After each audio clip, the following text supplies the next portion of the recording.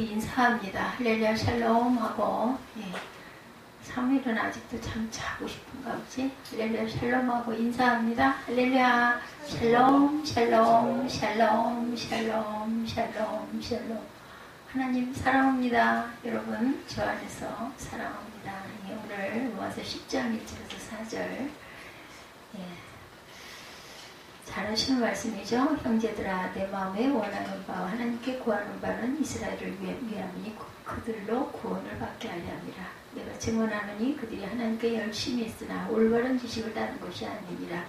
하나님의 의를 모르고 자기 의를 세우려고 힘써 하나님의 의에 복종하지 아니하였다. 그리스도는 모든 믿는 자에게 의를 이루시기 위하여 율법의 마침이 되신다. 제목입니다. 율법의 마침이 되신 하나님. 바울이 목숨을 건 그러한 아주 선언을 하고 있어요. 민족을 사랑하는 그런 사랑의 마음을 가지고 고린도에서 로마서를 기록하여서 바울이 예루살렘 행을 다짐을 하죠. 오늘 본문 말씀 로마서이죠. 바울 서신은 가장 긴 서신, 그리고 교리적으로도 아주 중요한 내용이 담겨있는 로마서. 아우구스티누스를 비롯한 루터, 칼뱅 등 수많은 신학자들이 로마서를 통해 깊은 감명을 받아서 하나님의 은혜를 누렸고 주석하기를 원했던 말씀으로 손꼽히는 말씀입니다. 바울의 3차 전도 여행 중에 쓰인 것으로 로마서는 추정이 되죠. 15장 25절에 보면요. 로마서 15장 25절에 보면 성도들이 헌금을 모아 예루살렘으로 갈 것이다 라는 내용이 있어요. 즉 로마서는 바울이 예루살렘을 방문하기 이전에 기록된 책이었다. 예루살렘 방문이 57, 8년 정도로 추정되기 때문에 로마서가 작성된 연대를 대략 56년에서 57년으로 비슷한 연대에 추정을 합니다.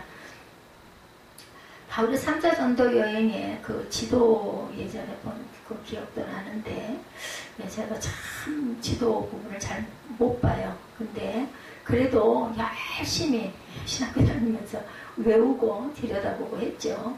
수리아, 안디옥에서부터 여행을 시작해서 다소, 도베, 골로새, 에베소까지 이렇게 되죠. 이게 축축축 줄을 그어가지고 외웠던 기억이 납니다. 이거 소아시아 지역에서 약 3년 동안 머물면서 바울이 전도 활동을 펼치죠. 그리고 에베소를 떠나기 직전에 고린도 교회를 향해서 고린도 전서를 쓰고 이동합니다. 드로아를 거쳐 배를 타고 빌립보에 가죠. 여기서 데살로니가를 통해서 아덴으로 가게 돼요. 아테네죠. 지금의 아테네. 그리고 마침내 고린도에 도착을 합니다. 고린도에서 약 3개월을 머물렀는데 그곳에서 아마 로마서를 쓰지 않았을까 추측을 하죠. 고린도에서 3개월을 머문 후에 바울이 예루살렘을 가기 위해 길을 떠나게 되는데 배를 타지 않고 온 방향대로 돌아가는 일정을 택하죠. 데살로니가 빌립보를 통과한 후에 다시 드로아로 가죠. 이어서 그 아소라는 항구에서 배를 타고 밀레도에 도착한 후에 투로와 그 가이사라를 거쳐 예루살렘에 도착하는 일정, 다시 한 바퀴를 도는 거죠. 바울이 오랫동안 머물렀던 에베소에서 고린도 전서를 쓸 당시만 해도 예루살렘으로 가리라고는 생각하지 못한 듯해요. 고린도전서 16장에서 바울은 예루살렘을 가는 일이 합당하다면 가겠다는 그 하나의 가능성을 이야기합니다. 근데 로마서를 작성할 때는 상황이 많이 변해 있었죠. 자신이 예루살렘으로 가겠다고 확실하게 표현을 합니다. 마게도니아 교회와 고린도 교회의 교인들이 예루살렘에 가져갈 헌금과 함께 바울이 직접 방문하도록 권유했던 게 아닌가, 이렇게 짐작들을 하죠. 무엇보다도 바울 스스로가 심경의 변화를 경험하면서 예루살렘의 행을 결정한 것으로 보이죠. 바울은 예루살렘에서 당할 고난을 짐작하고 있었어요, 본인이. 그다음 바울은 왜 예루살렘으로 가기로 이렇게 고난이 있을 걸 뻔히 알면서 결정을 했을까? 바울은 예루살렘으로 가는 일이 결코 쉽지 않다는 것을 알고 있었죠. 그곳에 많은 어려움을 당하게 되리라는 것도 예견합니다. 바울이 예루살렘으로 가는 길에 밀레도에 이르렀을 때 에베소 장로들이 그를 만나기 위해 찾아오죠. 그때 바울이 말합니다. 보라, 이제 나는 성령에 매여 예루살렘으로 가는데 거기서 무슨 일을 당하는지 알지 못하노라. 사도행전 20장 22절에 증거합니다. 그리고 말하죠. 오직 성령이 각 성에서 내게 증언하여 결박과 환난이 나를 기다린다 하시나 내가 달려갈 길과 주 예수께 받은 사명 곧 하나님의 은혜의 복음을 증언하는 일을 마치려 하면은 나의 생명조차 조금도 귀한 것으로 여기지 아니하노라. 보라, 내가 여러분 중에 왕래하며 하나님의 나라를 전파하였으나 이제는 여러분이 다 내 얼굴을 다시 보지 못할 줄 아노라. 이렇게 얘기하고 장로들과 같이 우는 그런 내용이 나오죠. 바로는 이것을 장로들에게 자신의 얼굴 다시 보지 못하리라는 유언의 말을 남기죠. 그만큼 예루살렘 방문이 위태하다는 사실을 본인이 알고 있었던 것. 예루살렘에 간 길에 바로 많은 사람을 통해 예루살렘으로 가면 안 된다는 조언을 계속해서 듣고 말리죠. 밀레도에서 배를 타고 두로에 도착했을 때 7일간 머물렀는데 제자들이 바울에게 가시지 말라고 만류를 많이 하죠. 그 내용을 사도행전 21장 4절에 전합니다. 제자들을 찾아 거기에 이래를 머물더니 7일이죠. 그 제자들이 성령의 감동으로 바울도 예루살렘에 들어가지 말라 하더라. 이렇게 증거되어 있어요. 그럼에도 바울은 예루살렘을 향해 계속해서 나아갑니다. 두로에서 또다시 배를 타고 가이사라에 도착했는데 아가보라는 한 예언자가 바울의 띠를 가져다가 자신의 손과 발을 꽁꽁 묶고 말을 하죠. 이 띠의 주인이 바로 이와 같이 될 것이다. 예언을 합니다. 그리고 이방인의 손에 넘겨질 것이다. 바울과 여러 사람들 앞에서 그의 운명을 예견합니다. 예언을 하는 거죠. 아가보의 예언을 듣고 가이사랴의 많은 제자들이 바울에게 예루살렘을 가지 말라고 권면을 하지만 바울은 결심을 꺾지 않죠. 그가 이야기하죠. 사도행전 21장 13절에 보면 바울이 대답하되 여러분이 어찌하여 울어 내 마음을 상하게 하느냐. 나는 주 예수의 이름을 위하여 결박당할 뿐 아니라 예루살렘에서 죽을 것도 각오하였노라. 이렇게 대답을 합니다. 죽음을 각오하고 있었어요. 그는 강한 의지를 가지고 예루살렘으로 가고자 합니다. 성령께서 박해와 고난이 기다리고 있다고 끊임없이 알려주고 계셨지만 이에 굴하지 않고 예루살렘으로 가기를 원하죠. 유대민족을 향한 근심이 바울로 하여금 예루살렘행을 결단하게 한 것입니다. 그렇다면 바울이 이토록 예루살렘에 가기를 원했던 이유는 무엇일까? 로마서 본문에서 그 이유를 찾아봅니다. 앞장의 9장에 이런 말씀이 나와요.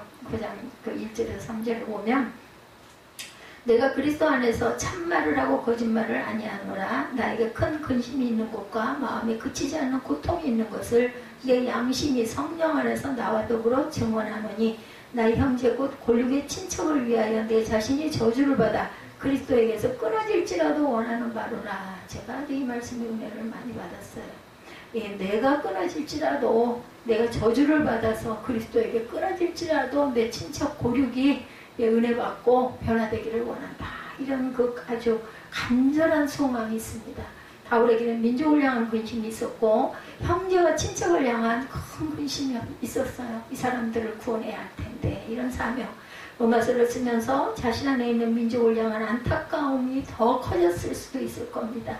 바울은 원래 이방인을 전도하기 위해 부르심을 받은 사람이죠. 그러므로 예루살렘에 가지 않아도 돼요. 사실은 안위를 위해서라면 가면 그렇게 고난이 있을 거라고 많은 사람들이 말리고 또한 예언까지 듣고 하면 우리 같으면 어떨까요? 꼭 그렇게만 해야 돼? 좀 여기서 더 하나님 일 열심히 해도 되잖아. 이런 생각을 할 수도 있을 텐데 아주 마음에 정말 불같은 그러한 하나님의 그 증인의 노릇을 열심히 했던 그런 바울이죠. 예루살렘에 가지 않았는데도 불구하고 이미 에베소에서 3년을 머물고 전도 활동도 했고 고린도에 머물면서 마게도니아 지역에서 활발한 전도 활동을 하기도 했었어요. 바울 앞에는 로마와 스페인에 가서 복음 전도를 할 수 있는 가능성도 열려 있었습니다. 얼마든지 예루살렘을 가지 않아도 되는 그런 상황이었는데도 불구하고 동족이 있는 유대 예루살렘으로 가기를 원하는 거죠. 다음 바울이 유대민족에게 가서 무엇을 주려고 했을까? 예루살렘에 있는 사람들에게 무엇을 나눠주고자 했을까요? 오늘 본문의 질문에 대한 답을 알려주죠. 1절입니다. 형제들아 내 마음에 원하는 바와 하나님께 구하는 바는 이스라엘을 위함이니 곧 그들로 구원을 받게 하려 함이라. 내가 이것 때문에 가기를 원한다. 이스라엘 민족이 구원을 받는 것, 이것이 바울이 원한 한 가지였습니다. 우리가 항상 남북이 통일되기를 위해서 북한의 우리 동포들을 위해서 기도하는 그런 마음, 우리는 정말 짧고 간단하게 기도하고 말지만 이 바울은 아마 이 영혼이 가슴속에 항상 남아 있었던 것 같아요. 예, 주옥과 같은 말씀이 로마서를 쓰면서 마음속으로 더 깊이 생각했을 것 같습니다. 이 진리의 말씀을 로마의 사람들에게 전하면서 내 민족, 우리 유대인 예루살렘에 있는 백성들에게 전할 수 없단 말인가. 예, 모든 사람들에게 내가 이방인들에게 전하면서 내 동족에게는 전할 수가 없단 말인가. 안타까운 마음이 들었겠죠. 예루살렘에 가기를 원하면서 말합니다. 2절이죠. 내가 증언하노니 그들이 하나님께 열심히 있으나 올바른 지식을 따른 것이 아니니라. 이렇게 말합니다. 바울이 동족인 유대인들을 향해 가진 안타까움, 바로 올바른 지식에 관한 내용이죠. 다시 말해서 지혜이며 깨달음과 관련된 것들을 온전히 깨닫고 있지 못하기 때문에 내가 이걸 증거해서 그들이 깨닫게 했으면 좋겠다. 이런 소망이 있었어요. 유대인들은 스스로 하나님의 백성이라는 의식과 함께 바른 지식을 가지고 살고 있다 믿었을지는 모르겠지만 그들의 지식은 바른 지식이 아니었다. 이것이 바울의 진단입니다. 바울은 동족인 유대인들이 진정한 깨달음을 가지고 참된 자유를 누리며 살기를 원했고 이스라엘 백성이 진리 안에서 참된 행복을 누리며 복된 삶을 살기를 원했던 이유죠. 바울은 유대인들에게 참된 자유, 참된 행복에 이르는 길을 가르쳐주고 싶었던 거예요. 바울이 예루살렘을 방문한 이유는 유대인들과 정치적으로 결합해서 로마와 대항하거나 이스라엘의 독립을 위해 싸우려는 목적이 아니었다라는 것. 경제적으로 유대민족을 번성하게 해서 세계를 이끌 위대한 민족으로 만들기 위함도 아니었습니다. 바울이 예루살렘의 가난한 성도들에게 줄 헌금을 마련하기는 했지만 그들을 돕기 위한 것만도 아니었어요. 물질적으로 신유의 은사를 가지고 예루살렘 거민들의 병을 고쳐주려는 뜻도 아니었던 것이죠. 그가 목숨을 걸고서라도 예루살렘을 방문하기 원했던 이유는 내가 깨달았던 진리를 증거하고 전해주고 싶었던 거죠. 하나님께서 그에게 부어주신 깨달음, 인간은 어떻게 참된 자유를 누릴 수 있겠는가, 세상이 어떻게 참다운 행복으로 나아갈 수 있을까, 이 자고한 질문에 대한 답을 바울은 주님으로부터 받았습니다. 그리고 귀한 보석과 같은 진리, 이 지식을 유대인들이 누리면서 살기를 간절히 원했던 거죠. 동포사랑입니다. 이 지혜로 민족이 구원받기를 원한 것이죠. 그러면 바울이 자기 민족에게 전해주고 싶었던 귀한 지식과 참되운 지식은 도대체 무엇이었을까? 3절에 나오죠. 하나님의 의를 모르고 자기의 의를 세우려고 힘써 하나님의 의에 복종하지 아니하였느니라. 이렇게 말씀합니다. 이스라엘 백성 자신들의 동족들이 범한 잘못을 진단한 내용, 바울은 로마서를 쓰면서 성령의 감동으로 하나님의 의와 율법의 의를 날카롭게 비교하죠. 율법의 의란 무엇일까? 유대인들이 믿고 따르던 삶의 방식입니다. 율법을 준수함으로 하나님의 백성이 되고 구원을 얻는다는 생각이었던 거죠. 즉 율법의 준수는 하나님의 백성의 당연한 의무이고 이를 통해 이 땅에 진정한 행복이 온다고 생각하는 삶의 태도, 믿음의 태도였죠. 이스라엘 백성은 율법을 준수하고 성전에서 희생제사를 드림으로 하나님의 사람이 된다 이렇게 믿었던 거죠. 이것이 행복한 사람이 되는 방법이자 구원받는 백성이 되는 길이라고 그들은 믿었어요. 이 확신이 오랫동안 이어져 왔고 유대교의 중요한 믿음의 체계가 되기도 했습니다. 그런데 이 믿음의 체계 안에 살던 바울이 한 가지 문제를 발견을 합니다. 그들이 율법을 지킨다고는 하지만 실제로 율법을 온전하게 지키지 못한다는 것을 알게 된 거죠. 온 마음을 다해서 율법을 지키는 사람은 단 한 사람도 없다는 거예요. 로마서 3장에서 바울은 시편 말씀을 인용합니다. 기록된 바 의인은 없나니 하나도 없다. 로마서 3장 10절이죠. 의인이 없는 율법, 이 율법은 도리어 다른 용도로 사용되고 있었습니다. 다른 사람들을 정죄하고 죽이는 일에 사용했던 거죠. 더 나아가 겉으로 보여주는 모습을 통해서 율법을 잘 지키는 사람인 듯 허세를 부리고 그것으로부터 존경을 누리는 외식자의 모습이 있던 거예요. 예수께서 세상에 오셔서 바리새인들과 서기관들을 책망하신 이유이기도 하죠. 마태복음 23장 25절입니다.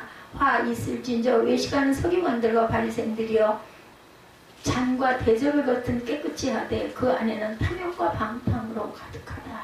겉은 깨끗한 척 하면서 안에는 그저 탐욕과 방탕으로 가득하다. 회친한 무덤이라고 하죠. 이런 자기 율법의 의로는 인간이 진정한 행복에 도달할 수 없다는 것을 바울은 깨달은 겁니다. 예수를 믿는 자들을 잡기 위해서 다메섹으로 가던 길에 부활하신 주님을 만나면서 얻게 된 깨달음입니다. 유대인이 다른 율법의 의는 하나님과 사람과의 관계를 분리시킬 뿐이다.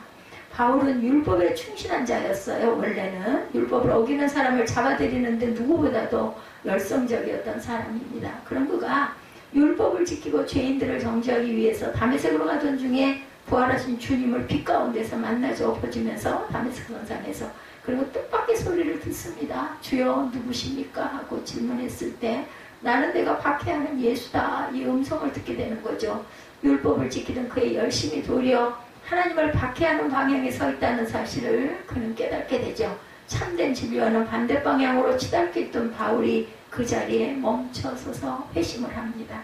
율법의 의가 우리를 구원할 수 없는 이유, 우리는 율법을 완전하게 지킬 수 없는 존재예요. 그 율법을 다 절대로 지킬 수가 없어요.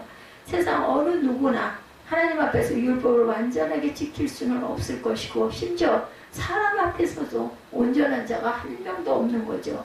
그러므로 율법의 의란 자신이 완전하게 되어서 하나님 앞에 스스로 서겠다라는 태도, 완전하게 살지 못하는 사람을 경멸하거나 정죄하며 살겠다는 삶의 태도가 돼버리고 말았다는 거죠.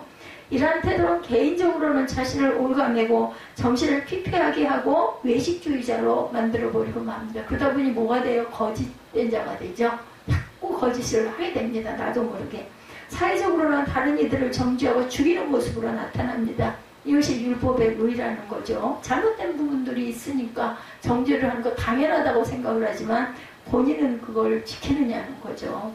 예수 그리스도의 십자가 사건이 율법의 의를 보여주죠. 유대인들은 율법을 지킨다는 명분 아래 죄가 없으신 예수 그리스도를 십자가에 못 박았어요. 신성모독죄라고 하죠. 내가 하나님의 아들이다. 그것은 저건 사단이다. 이렇게 했던 거죠. 하나님의 편에 선다는 명분 아래 그들은 하나님의 아들을 죽이는 일을 저지르고 말았어요. 이것이 바로 율법의 의라는 거죠. 이런 율법의 의는 오고 오는 역사 속에서 끊임없이 나타나고 있습니다. 완벽을 추구하는 개인의 모습에서 여전히 율법의 의가 작동합니다. 의식하며 치장하는 개인의 모습에서 율법의 의의 잔재를 보게 되죠. 다른 이의 잘못을 드러내고 정죄하고 죽이는 모습에서 우리는 율법의 의가 존재하고 있다는 사실을 보게 됩니다. 우리도 그럴 때 많죠.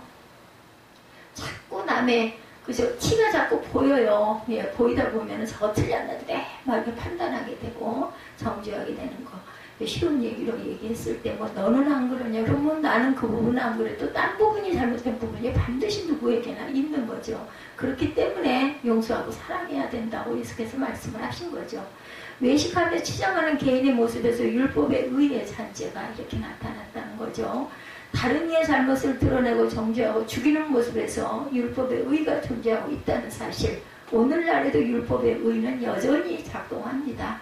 역사를 바로 세운다는 명분, 남녀의 차별을 바로 잡는다는 명분, 폭력을 종식시키겠다는 명분, 부정축제를 근절하겠다는 명분, 부의 세습을 막는다는 이런 명분들이 있어요. 보면 틀린 말 같지는 않습니다. 그리고 정의와 공정이라는 이름 아래 벌어지고 있는 이러한 사실들. 물론 율법 준수가 이스라엘 백성에게 건전한 생활과 바른 삶을 독려하였듯이 정의롭고 바른 삶의 태도를 위해 필요하기는 합니다.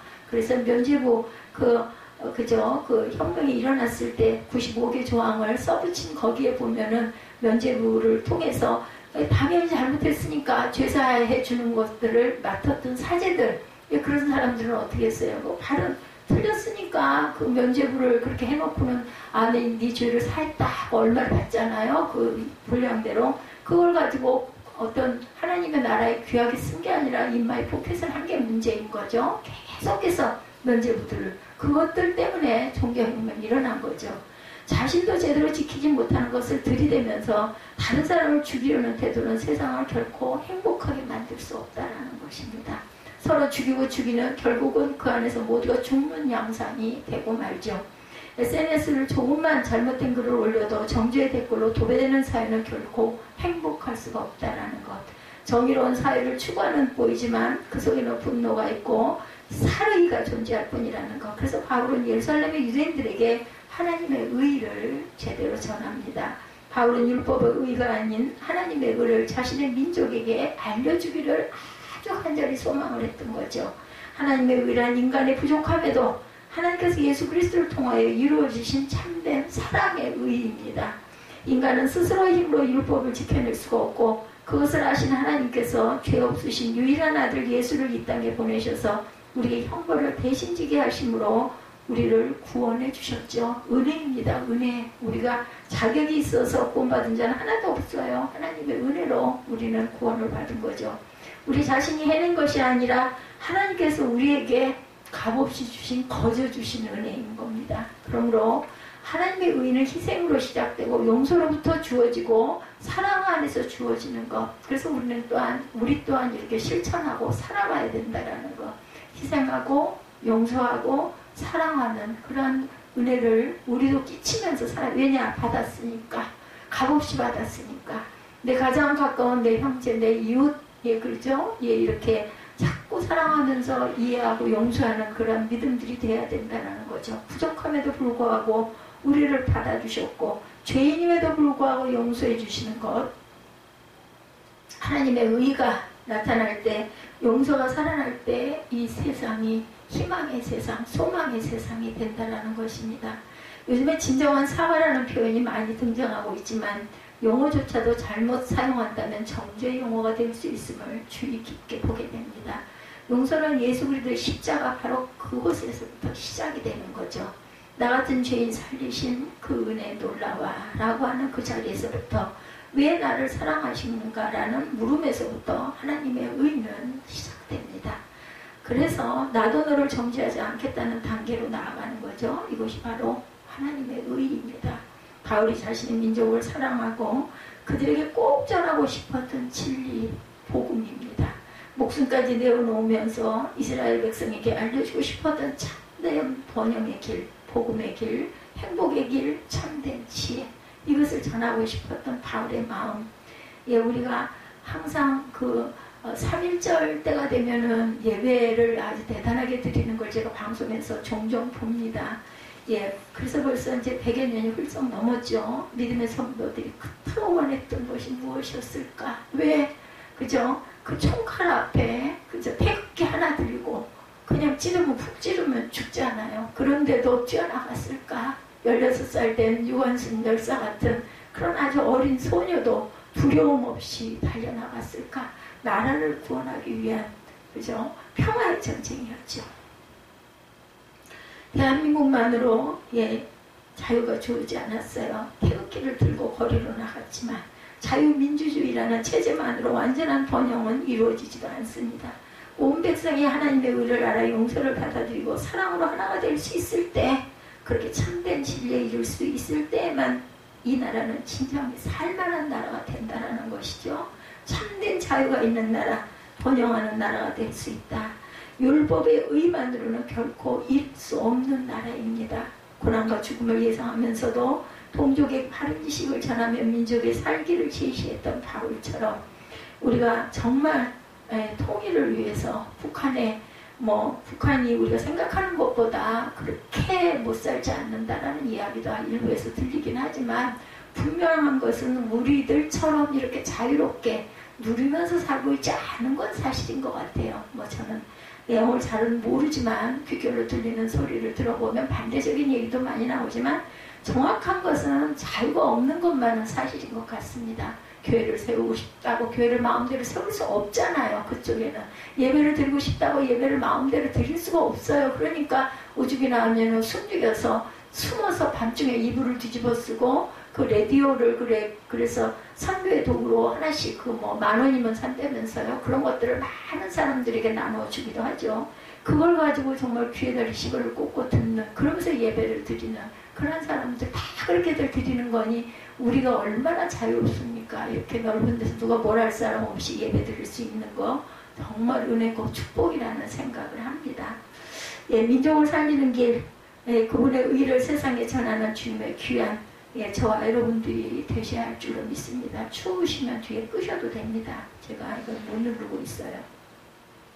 이 민족의 살 길, 서로 싸우는 상황 속에 이념과 이념이 대립하고 이득과 이득이 싸우는 상황 속에서 민족을 살릴 수 있는 길이 도대체 어디 있겠는가? 율법의 의, 정죄의 의, 이것을 가지고는 민족을 살릴 수가 없다라는 것. 하나님의 의와 사랑과 용서와 자비와 희생을 통해서만이 이 나라에 희망이 있고 민족이 살 수 있다라는 것, 그리고 남과 북도 통일이 될 수 있다라는 것, 하나님께서 우리에게 알려주셨기에 우리가 이 사실을 잘 알고 있습니다. 소망에 온 그 성도가 하나님의 의를 가장 펼쳐내는 주님의 귀한 하나님의 나라, 하나님의 교회, 또한 저와 여러분들이 되시기를 주님의 이름으로 축복합니다. 오늘은 로마서 10장 1절에서 4절 말씀을 통해서 바울의 목숨을 건 민족 사랑, 이렇게 자기의 목숨을 걸었어요. 안 해도 되는 일을 해가면서까지 내 동족에게 내가 이것을 증거하면 나는 그냥 하나님이 나를 잊어버리시고 내가 그 하늘의 명부에서 빠진다 할지라도 내 민족이 구원받기를 원한다. 죽이나 하면 이렇게 간절한 마음으로 기도할 수 있었겠는가. 이 마음을 본받는 내가 혼자 살 것이 아니라 내 민족을 살리고, 그것이 바로 내 자녀와 내 이웃이 사는 방법이고 내 배우자가 사는 방법이라는 것, 내 부모가 사는 방법이라는 것을 잊지 않는 저와 여러분들이 되시기를 주님의 이름으로 축복합니다.